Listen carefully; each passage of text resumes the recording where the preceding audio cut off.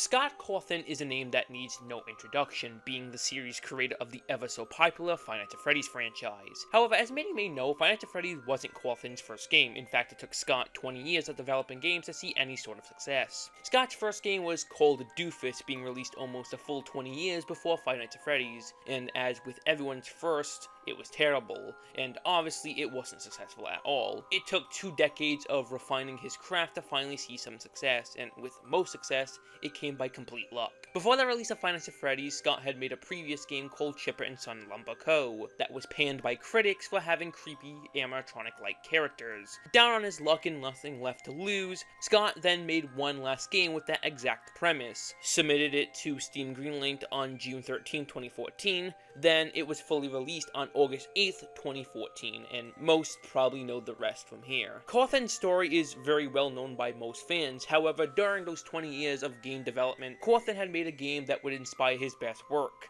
That game being called The Desolate Hope, being released on May 5th, 2014. The Desolate Hope is a game about a lonely coffee machine exploring abandoned planets set in the far future. But guess what?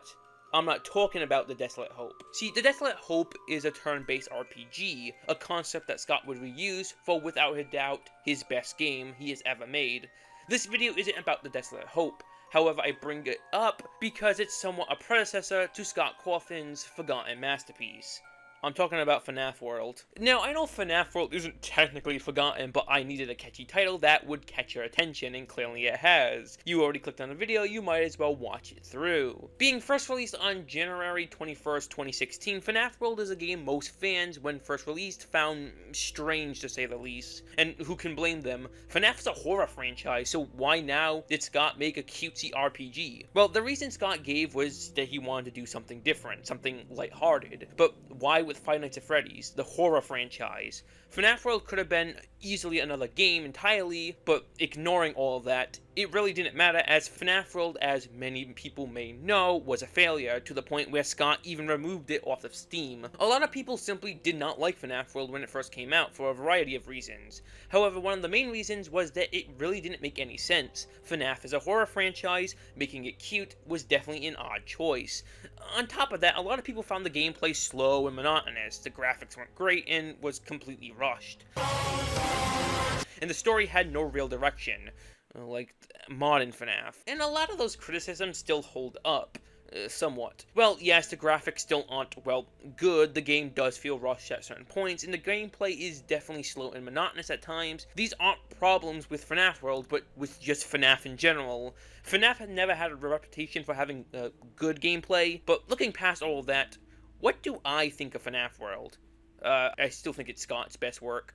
Well, sure, after a while it does get a little repetitive. At first, it's really fun and well structured. So, why don't we actually get into the fucking game itself? Oh my...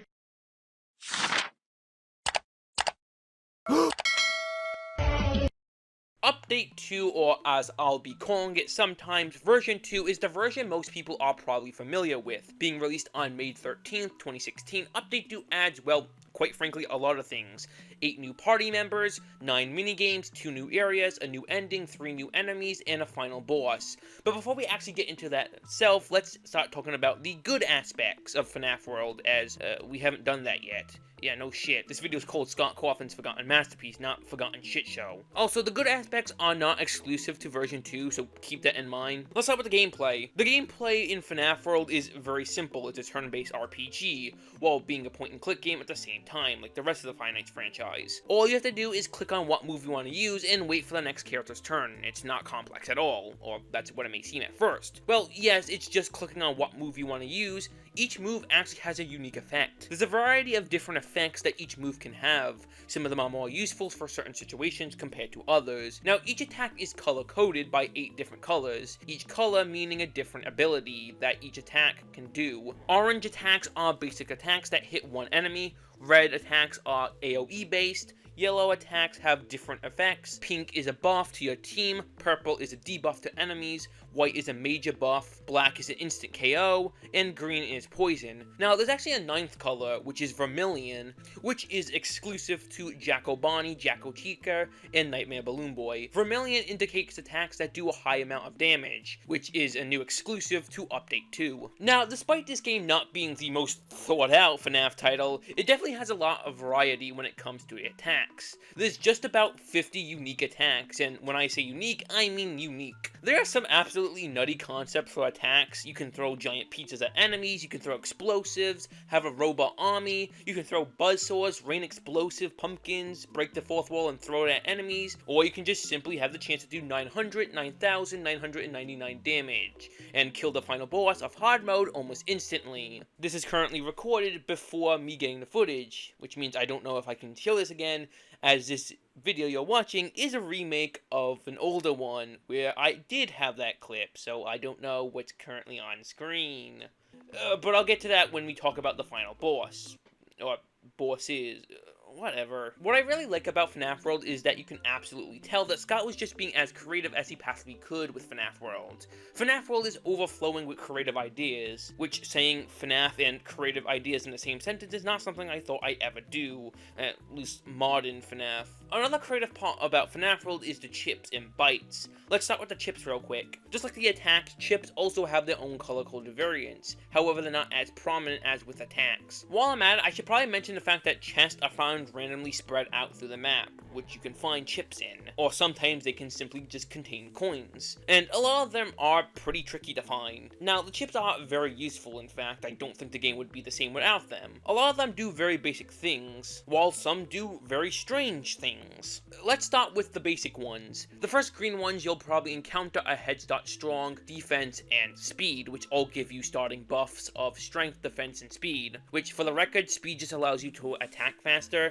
and I don't know if it's just me, but this feature seems very broken, as it never worked, even with endless speed, which is just speed but it never wears off. There's also endless strength and defense. However, the late game, none of them are very useful. Run luck makes it easier to run away. Block jump scares make you immune to being jump scared. Quick start party gives you more time to attack the enemies as the encounter starts, giving enemies less time as well. Ever comment weak and ever comment strong send down comments that damage enemies. Now, those were very basic. However, there are some very strange ones, like Freddle attack and pizza attack, which will send out Freddles and pizza wheels periodically. Then you have useful ones like auto mimic and auto gift boxes, which you're going to absolutely need if you want to stand a chance against the final boss, or to, well, beat the game in general. And then we have the bytes, little helpers that you can buy off of Lolbit, which, fun fact, this is Lolbit's first debut, which can either help you with damage, drain a boss's health, heal, or even have the chance to instantly kill. Now, these aren't as notable as chips. In fact, you can beat the entire game without using even one of them, and a lot of them are just invalidated by other ones. But honestly, all of them are kind of uninteresting. The only real good ones are the boss trains, bomb, and reapers. Another thing I want to talk about in this video is the characters themselves. The characters in FNAF World are what you expect. You have Freddy, Bonnie, Chica, and almost every variant of each of the characters up until that point. However, a lot of them just don't look right in this chibi style. In fact, some of them don't fit at all and look absolutely abysmal. However, that's not really the fault of Scott at that moment, as a lot of the characters who don't translate well never had good designs to begin with. You know, characters like the Nightmares and some of the Withers. Holy shit, that line is horribly outdated. You know, some may say, what's the harm in it if it's not hurting anything or anyone? Well, it is hurting something. My fucking eyes, that's what. However, visual discomfort aside, how actually good are each of the characters? Well, some characters range from basic RPG characters to absolute useless and all the way up to completely overpowered. However, the completely busted ones are from Update 2's new standout feature, the Halloween mode, but we'll talk about that when the time comes. Now, despite this game being kind of forgotten and very niche, I discovered online people actually have mains in this game. I thought I was crazy for maining Pyro. There's people out here maining fucking Springtrap. It's very weird. It's a very weird subsection of FNAF fans who have a dedication to this game. If you've ever played FNAF World, you definitely notice the fact that some characters are far better than other ones, and will be replaced almost immediately. And what I mean by being replaced is, oh shit, I didn't even talk about the party system. Okay, let's speedrun this shit. The way the party system works in FNAF World is that you start off with 2 teams, each team being comprised of 4 characters. During the battle, each character will take turns attacking. If one of your parties go down, the other one will automatically be swapped in, giving you 2 chances at victory if you're struggling. However, the second party isn't just a safety net. The second party also serves as a backup when your first party is out of commission, either due to a jump scare or being low on characters. In my opinion, this is actually a pretty interesting system, where most RPGs you only have 1 party. For FNAF World, it keeps things interested by having 2 parties, which can operate 2 jobs, opening up unique possibilities for your second team. You can have a team solely comprised of buffers, while your first team does damage, or you can double down on damage and have more powerful characters on both teams. FNAF World is surprisingly customizable, and for the most part, 2 playthroughs will not be the same. Something I noticed about the characters in every playthrough of FNAF World that I've ever completed is collecting all the characters even with the find character chip is a big pain in the fucking ass. In the beginning of the game, finding characters after encounters becomes quite frequent. However, later in the game, when you have only a few characters left to find, finding them becomes very difficult. Then you may say, obviously, but they become so incredibly rare to the point where it's very annoying because some characters are necessary in order to beat the final boss, and no, I'm not talking about the security aisle. Because in order to get every character, you need to be constantly wandering around encountering fights, and at this point in the game, you are over-prepared for every fight. It's not even challenging, it's just very monotonous. And collecting every character is required if you want to get every trophy. For the most part, every playthrough I go through FNAF World, I use practically the same characters every time, because, while a lot of them are diverse, most of them are not good enough to be warrant being used. Which kinda sucks because a lot of people's favorite characters most likely suck, unless your favorite character is Withered Bonnie or something, which, fair enough, Withered Bonnie is pretty fucking cool and is actually pretty good, specifically due to I-Beam having the chance to critical hit, which in the early game is really good. For the most part, the characters are just very disappointing and continuing the trend of disappointing. The bosses in FNAF World are what you probably expect, just bullet sponges, except instead of being bullet sponges, they're more like bullet paper as they all crumble in seconds. I mean, a lot of them are simply you clicking attacks until they die, like every enemy in the game, but that's kinda how RPGs are. However, I think the bosses show how much Scott's hands were tied when making this game. Because it was rushed out, there's a lot of aspects of normal RPGs that simply aren't here, like more thought out abilities. But despite that, despite them just being bullet sponges, oddly they're still fun in a way, especially the later ones like Bubba, Pork Patch, and even the buffed versions of the first few World's bosses. However, for the most part, they are just more beefed up enemies with the addition of health bars. However, there's 2 bosses specifically I want to talk about, that being Chipper's Revenge and, well, Scott himself. Both Chipper's Revenge and Scott are infamous in FNAF World for being incredibly difficult bosses, and I was expecting that too. I was expecting a long and tiresome fight, an epic battle. What I got instead was a less than 30-second fight for each of them, and that's because both of them took 2 slashes directly to the face, and yeah. Again, this was recorded beforehand, and I don't have the footage, and again, this is an updated version of an older video, so again, I don't have that footage, so fuck you, I don't even know what's on screen anymore. I don't know, this was a terrible idea, dude. Now, I get it, these bosses weren't meant to be fought with the Halloween characters. However, a boss that was supposed to be fought with the Halloween characters is the final boss, which is Chica's Magic Rainbow, which took 4 direct slashes and went down. Now, if you were to try both Chipper's Revenge and Scott without the Halloween characters, it would be significantly more challenging. However, I didn't have the patience nor the motivation to attempt either one without the Halloween characters. Speaking of the Halloween characters, how about we get to the Halloween update itself? The Halloween update is probably what's most remembered from FNAF World, as it left such an impact on FNAF World, not only adding multiple characters, but also minigames as well, which is probably, besides the characters, the most remembered part about the update, as each of them are so drastically different from not only FNAF, but FNAF World 2, most of them being parodies of oversaturated game genres like EXE games, rage games, and shitty shooters. These mini-games are the main method of collecting the new characters. You'll get a new character depending on how good or bad you do in a particular game. So let's go through them one by one, starting with Foxy.exe, as it's the most simple one. Foxy.exe, like the name implies, is a satire of terrible.exe games being produced around the time, and for some reason still being produced 13 years later after the original Sonic.exe. Foxy.exe is simply a walking simulator with the occasional jump scares,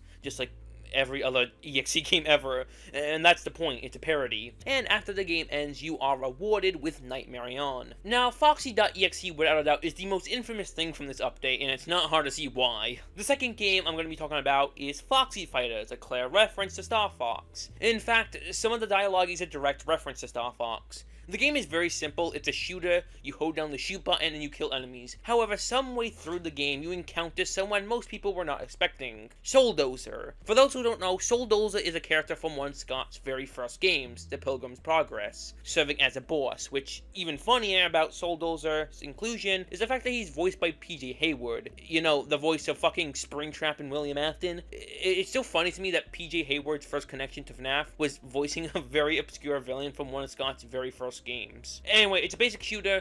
All you have to do is shoot enemies, collect power-ups, and at the end you have to fight Souldozer himself. You get some banter from some of the characters, but other than that, it's really not that interesting. However, you do unlock 2 more characters. If you beat the game with a rank of B or less, you get Jacko Chica. Beating the game with a rank of A or higher, you get Nightmare Balloon Boy. 2 very overpowered characters. The next game is FNAF 57, another shooter. However, this time instead of being in a plane, you simply walk. Cool. Freddy in Space is a parody of Metrovania games, with hidden paths and multiple ways to progress. Eventually going through enough areas you'll meet the final boss, which is just Scott's head in a tube, which might be a reference to Doom, I don't know, probably not though. I don't think Scott would like Doom very much. And this fight is easy as shit, you can cheese it by standing in this spot. And after you beat him, that's the end of the game. Throughout your adventure, you'll stumble across cupcakes in some hidden and not so hidden places. Collecting them will upgrade your gun, making them do more damage and having longer range. And with these cupcakes is how you unlock the next few characters. There are 9 cupcakes in total. Collecting a certain amount of them will net you a new character. However, this time instead of only getting 2 characters, you actually get 3 of them. The first character you'll find is Jacko Bonnie, which is granted to the player who has beaten the game normally by grabbing at least 1 cupcake. Grabbing no cupcakes will net you coffee. Which is a reference to Scott's older game, The Desolate Hope. Yeah, the whole fucking intro was about it, idiot. Pay attention. And collecting all of them will grant you the purple guy. Cool. Fucking Billiam Bafton. Other than that, it's a pretty simple game, which, interestingly enough, about FNAF 57, it actually received 2 sequels, the first one being released on December 3rd, 2019, and the second sequel being released on October 18th, 2023. Each of the sequels being basically the first one, except with different graphics and slightly better gameplay. And finally, the last game we have is Chica's Magic Rainbow. Ah, fuck. This game is a parody of the uber popular rage games of the time. I'm just gonna say it, this game fucking sucks, and I only attempted a few times. You probably know why this game sucks, so I'm not gonna bore you to details. This entire minigame is just bullshit. Anyway, beating it normally grants you Adam Dude, and beating it under 3 minutes grants you Chipboy. Woo, yeah, that's basically the minigame, yeah. However, the Halloween update still has one more new addition, that being a new world and boss. The new location FNAF World's Halloween update added is the Maze Dungeon, filled with new enemies and toxic gas, which you need Nightmare On's bubble breath to even enter without instantly dying. Now, this world actually has new enemies as well, fitting in with the whole idea of code and shit. I guess that was a story for the Halloween update. Something stupid like that. You know, average FNAF lore with these pixelated, almost Aqua Team Hunger Force Moon Knight designs. With some pretty interesting designs, with the main boss of the world being Purplegeist, well, at first. And then you probably know that Chica's Magic Rainbow jumps in and takes over. This is the true final boss of FNAF World, and it's pretty easy with Slasher. The way this fight works is you only have a few minutes to do enough damage to actually kill her. Now, she does not actually attack you directly, instead sending out mini rainbows that if they touch you will kill you instantly. As I already mentioned, a few slashers will easily take her down, and, well, that's it. That's FNAF World. That's the Halloween update, that's all the bosses, that's everything. The chips, the bites, the characters. FNAF World, ladies and gentlemen. Despite me being rather harsh on FNAF World, as I am with most games that I enjoy, I still think FNAF World holds up pretty well today, and I wasn't lying when I said this is probably Scott's best work. While FNAF World does have its imperfections like every game ever, it's still one of the best RPGs that I've ever played. That's not saying much, as I don't play RPGs. Either way, FNAF World is still pretty good. If you haven't played it in a while, you probably should. It's a surprisingly well put together game for something that was rushed out. At the end of the day, FNAF World is a pretty good game and is worth checking out if you never played it or haven't played it in a long time. However, the same can't be said about the other FNAF games, but that's a video for another day. Good night, ladies and gentlemen.